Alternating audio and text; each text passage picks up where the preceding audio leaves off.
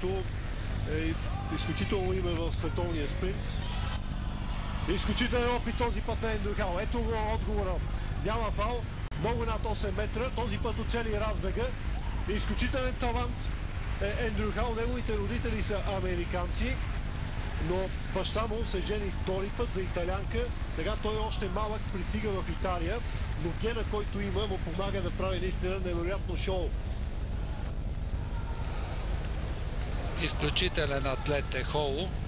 Да припомним, че той е двукратен световен шампион преди 3 години и 2004 година на дълъг скок и на 200 метра на световното първенство за юноши в Гросето.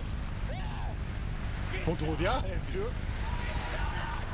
Дали не подобри рекорда на Италия, която беше огромната му цел.